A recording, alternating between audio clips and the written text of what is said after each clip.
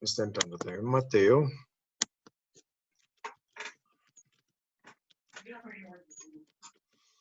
Y bien, a ver, ya podemos empezar, yo ya anoté, hay de seguir anotando. La clase igual va a estar grabada, voy a ponerla en el Idukai por si queda algún vacío y quisieran revisarlo nuevamente, ¿ya? Bueno, vamos a empezar a ver lo que es el asunto de las teorías socialistas, ¿no es cierto? Como yo les había indicado en el video de YouTube que subí, el socialismo tiene dos fases, ¿no? Una fase que se llama socialismo utópico y otra que se llama socialismo científico, ¿ya? El socialismo, ya, utopía. Utopía, ¿qué creen que significará utopía? Es la sociedad perfecta. Y ya, intenta hacer la sociedad perfecta, ¿no es cierto? Va a hablar de una sociedad perfecta. Ahora, el significado de utopía como tal es en ningún lado. Eso es lo que significa utopía. Tomás Moro, que es un pensador humanista, él va a escribir un libro que se llama La Utopía. Pero y él habla de una sociedad perfecta, igualitaria, toda una maravilla, así celestial. ¿Dónde es eso? En utopía. ¿Dónde es utopía? En ningún lado. O sea, habla de una aspiración que en realidad no existe. Eso es utopía. ¿Sí? Es interesante. Ojo, no es Tomás Moro el único que va a plantear eso. Y hay muchos antes. Platón, por ejemplo, en la República, plantea ese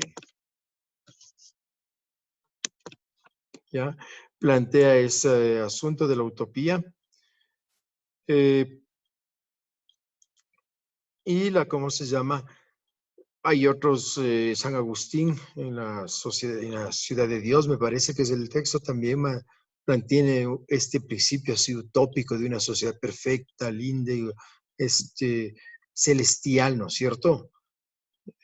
Ordenada, organizada,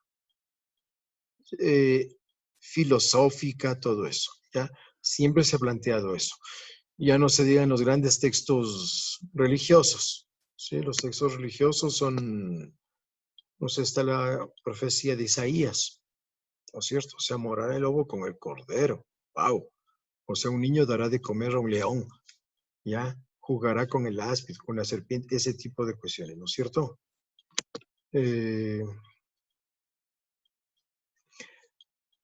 Y eso es lo que va a mantener ¿cómo se llama? Esos planteamientos han existido siempre, siempre, siempre. Ahora, los socialistas utópicos se llaman utópicos, pretenden una sociedad perfecta, una sociedad igualitaria, ¿ya? Pretenden una sociedad perfecta, una sociedad igualitaria. Espérame un ratito, tengo que arreglar una cosa. Ya. Pretenden una sociedad perfecta, una sociedad igualitaria, una sociedad cooperativa. Los socialistas utópicos van a hacer una crítica del capital.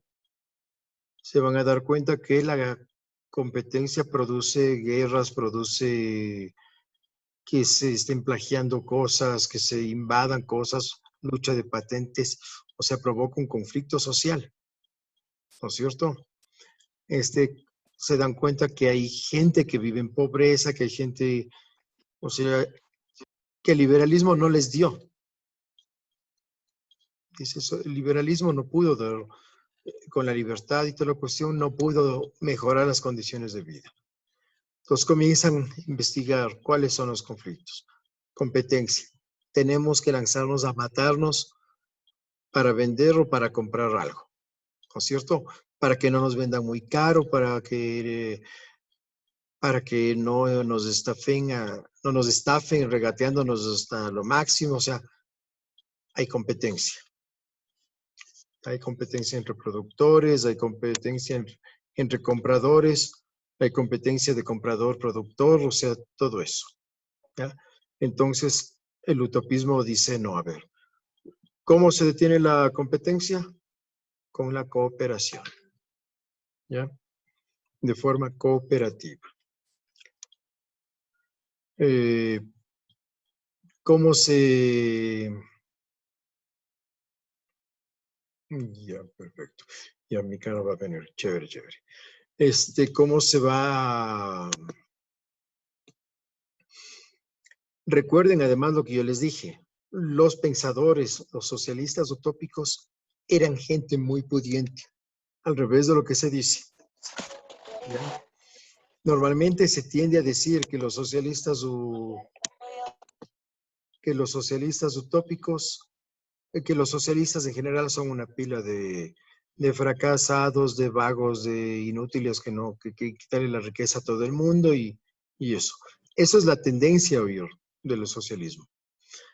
Pero fuera de lo que se piensa, cuando uno revisa lo que yo les había comentado, cuando uno revisa la vida de estos pensadores, más bien eran gente muy pudiente. O sea, eran gente que tenían propiedades, eran terratenientes, eran ejecutivos comerciales, eran, ¿cómo se llama? Eran industriales, ¿sí? O pertenecían a altas esferas de la burocracia, ¿sí?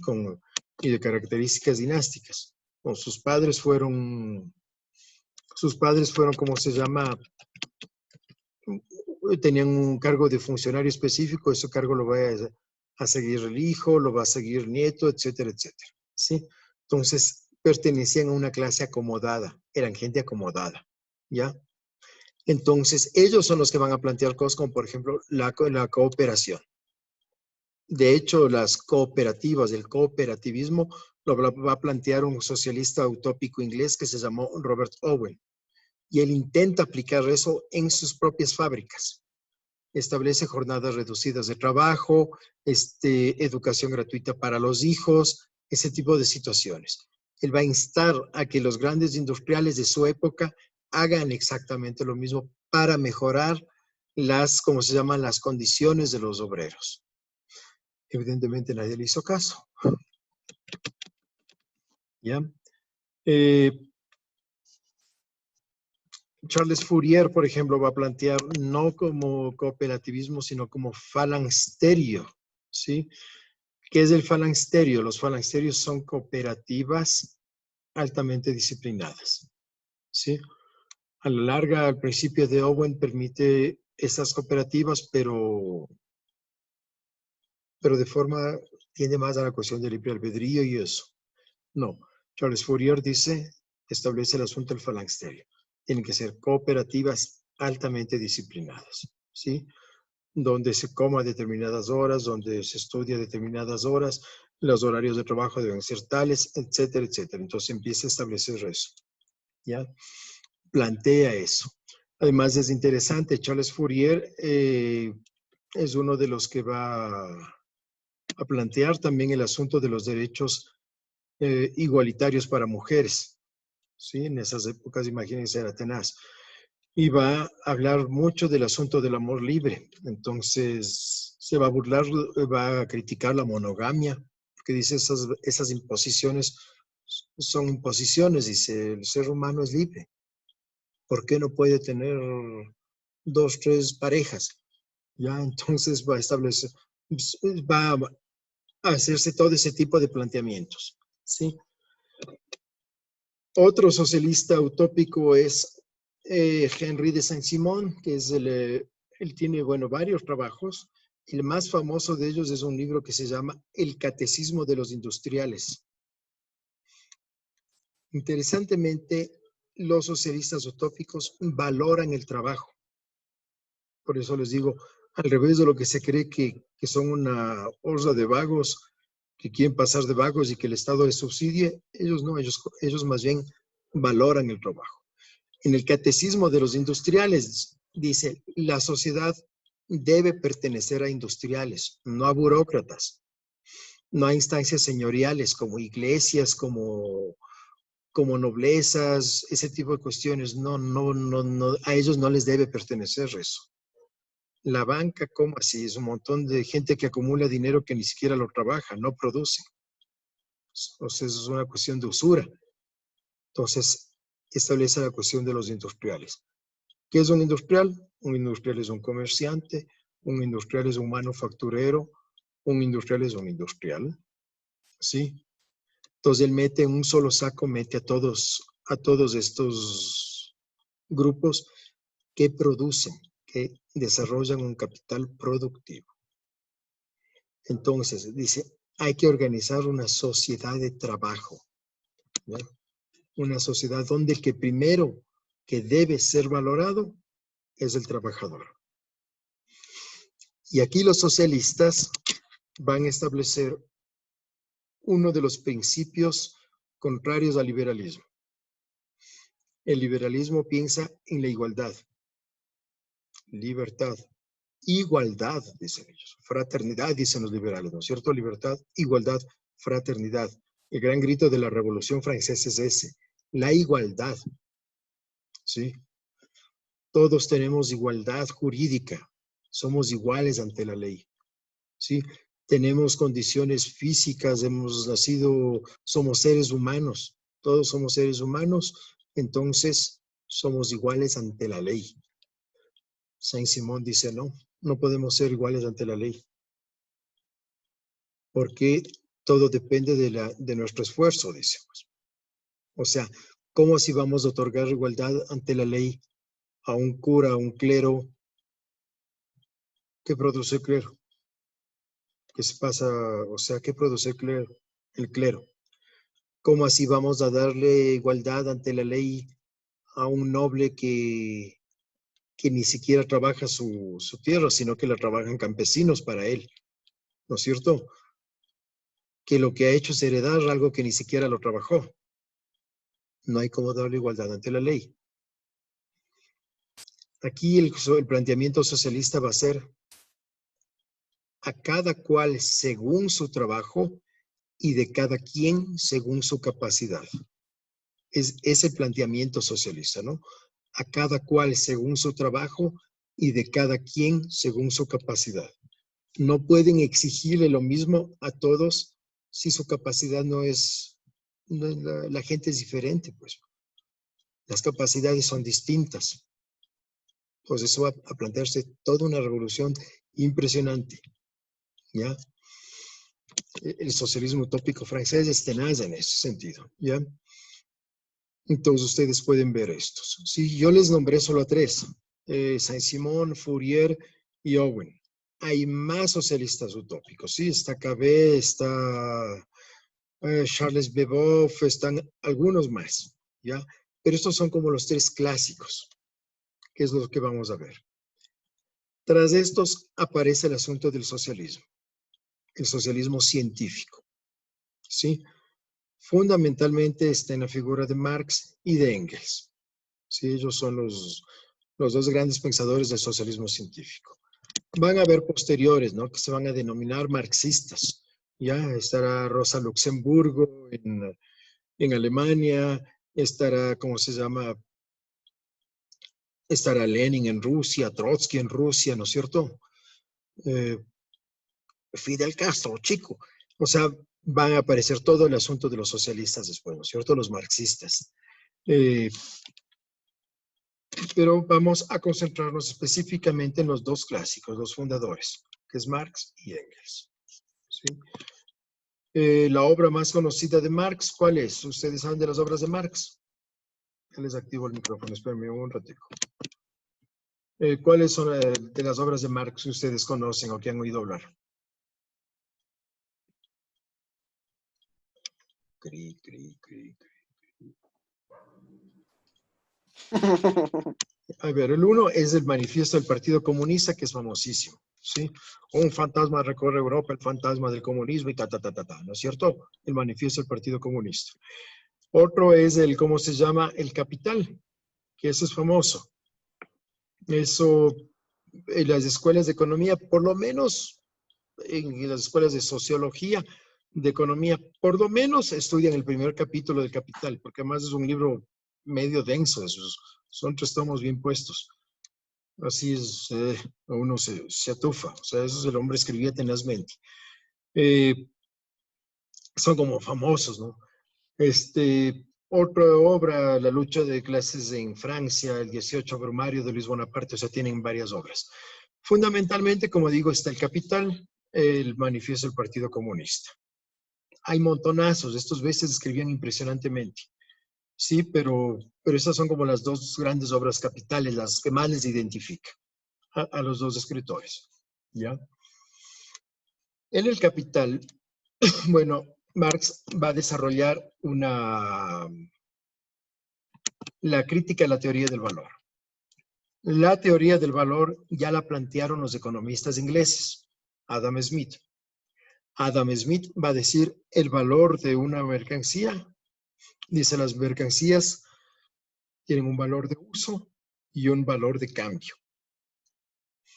El valor de cambio, el valor de una mercancía la va a poner la fuerza de trabajo que ustedes invierten, ¿sí? Y ese valor se va a disputar libremente con la oferta y la demanda en el mercado, ¿ya? Marx va a investigar un poco más de eso, va a desarrollar más de eso y dice, sí, el valor, primero que Marx distingue tres cosas: valor de uso, valor de cambio y el valor, propiamente dicho, ¿ya? El valor es el que va a darle la fuerza de trabajo invertida ahí. Pero eso no es precio. El valor de cambio va recién a poner el precio. Y muchas veces el precio va a significar explotación, ¿sí? Y el valor de uso es la capacidad que ustedes tienen para usar una cosa. Pues, o sea, se compraron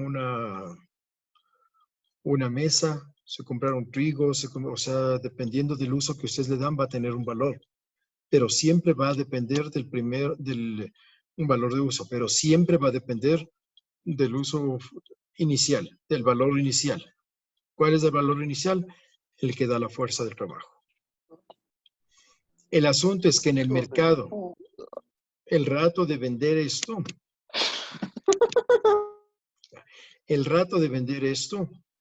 en el mercado va a establecerse un asunto de explotación. O sea, ustedes trabajan, por ejemplo, las clases, ¿no es cierto? Ustedes trabajan y eso, por un deber yo les pagaría, por ejemplo, $10. Pero ustedes de un día hacen 5 deberes y resulta que solo tienen 10. Eso en el mercado no se vende por 5, se vende por 10, por 20, por 30. Toda esa plusvalía, esa parte que ustedes no reciben, se llama plusvalía. Va ¿cómo se llama? Al burgués, que se llama, ¿no es cierto? Al burgués. Entonces va a establecerse, con la teoría del valor, va a establecerse una teoría de la explotación del trabajo enajenado. ¿Ya? Esa es una primera crítica que hace Marx. Es a la economía inglesa. Al derecho, a lo que es el derecho, a la jurisprudencia Marx y al Estado, Marx va a establecer otra cuestión, ¿sí? Va a recoger el principio de Saint-Simon. A cada quien según su trabajo, de cada quien según su capacidad. No se puede otorgar igualdad ante la ley. El ser humano no es igual, ¿sí? Hay hombres, hay mujeres, hay viejos, hay jóvenes, ¿no es cierto? Entonces el ser humano no es igual. Si no es igual, no le pueden establecer, no podemos establecer igualdad ante la ley. Son distintas las condiciones de cada uno, ¿ya? Esa es la otra crítica que hace Marx. Otra crítica que va a hacer Marx al socialismo utópico francés es que el socialismo utópico dice el ser humano está en competencia constante, pero el ser humano naturalmente es bueno. El ser humano es tierno, ama a sus hijos, ama a su pareja, ama a sus padres. O sea, el ser humano es tierno, tiene valores altruistas. Entonces, por eso hay que proceder a la cooperación, ¿no es cierto? Por eso, porque el ser humano es bueno, hay que proceder a la solidaridad, a dar condiciones buenas, aceptables, bonitas de vida para garantizarle la dignidad al ser humano. Marx dice, sí, al ser humano hay que darle cuestiones bonitas, lindas de vida. Eso es cierto. Pero el ser humano naturalmente no es bueno. Al contrario, el ser humano es tosco, es egoísta, es marginal, es brutote, ¿no es cierto? Eso es lo que dice el marxismo. No solo eso, no se puede establecer situaciones de mera cooperación porque el Estado no es cooperativo. Entonces Marx va a desarrollar una teoría del Estado.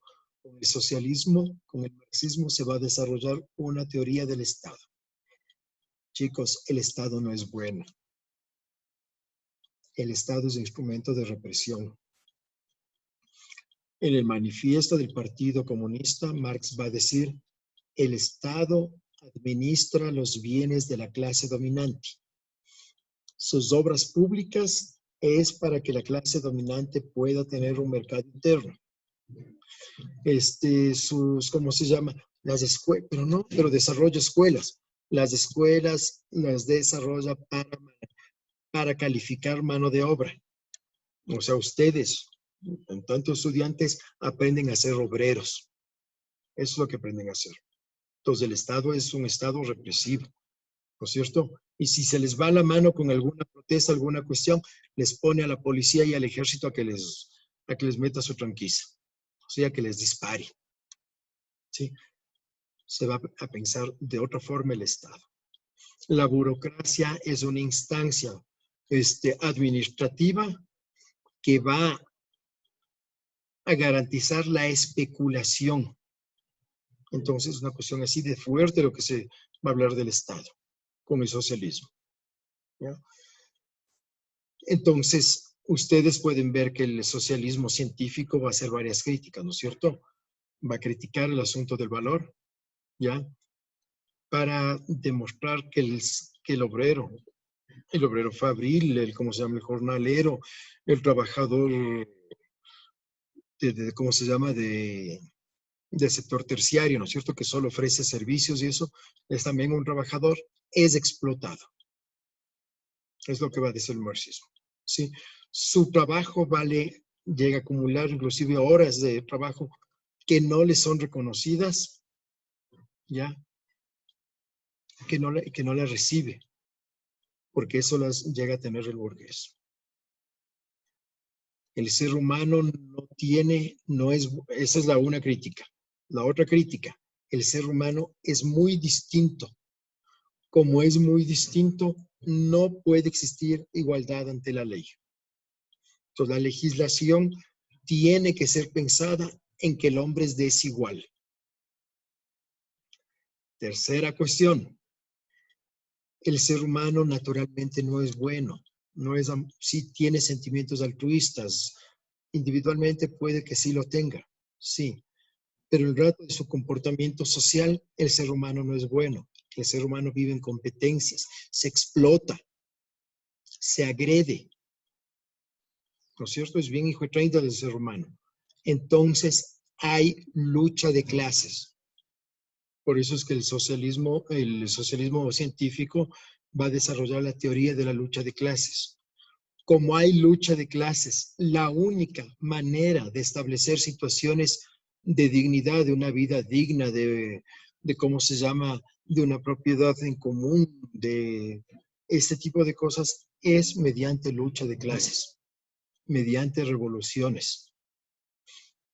¿Ya?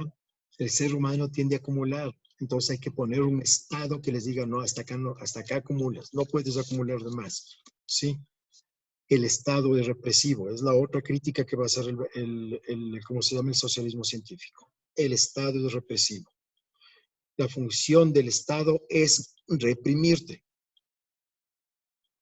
Uno pensaría, sí, pero Marx hablaba eso del Estado capitalista. No, también habla del Estado socialista.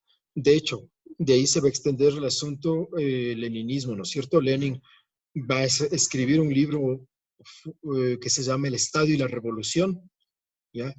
Y dice, el Estado capitalista es un Estado represivo, es una dictadura de la burguesía. ¿Cómo se vence esa dictadura de la burguesía? Con una dictadura del proletariado. O sea, con un Estado socialista que reprima. El Estado siempre va a ser una instancia represora. ¿Ya? Ahora, Marx va a partir del asunto de las cooperativas, los falangsterios, para desarrollar otra cuestión. La propiedad de los medios de producción, o sea, esos instrumentos de trabajo, las instalaciones de edificios, todo eso no puede ser privada. El socialismo va a promulgar el asunto de destruir la propiedad privada de medios de producción. Por eso, si ustedes tienen cuestiones como Venezuela, Cuba, que dicen ser socialistas, ¿no es cierto? Serían, bajen un ratito la radio, Dieguito Nacionalito. Ya. En el, ¿cómo se llama? Les pregunto a ustedes. En el Cuba, Venezuela, ¿serían estados socialistas?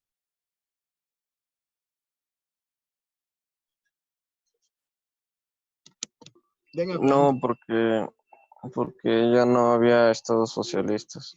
Perfecto, pero no solo eso.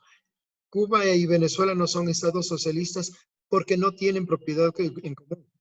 Ellos tienen propiedad privada, ¿sí? Pequeña propiedad en el caso de Cuba, bastante precarizada en el caso de Cuba y Venezuela, pero Venezuela tiene hasta bancos privados, entonces no se puede hablar de socialismo. Ahí intentan tener un estado de beneficencia, una intervención del Estado, ¿sí? Nada más.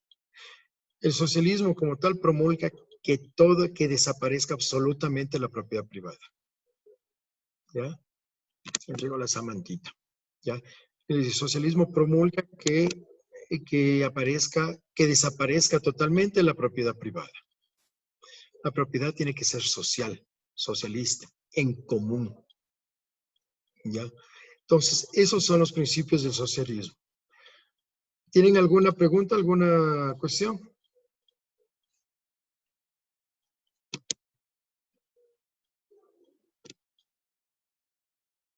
Pero venga, Maluma. Supongo que no. El Dieguito está en otras. A ver. Bueno, entonces ahora que concluimos, ¿sí? Esta reunión está grabada. Sammy, trata de no llegar atrasada, madre de mi alma, porfa. Allá, ¿cuántas eran las fases del socialismo? Son dos, Mili. El socialismo utópico y socialismo científico. Que en verdad ya no hay ningún estado socialista. O sea, ni Cuba no es socialista, ni China.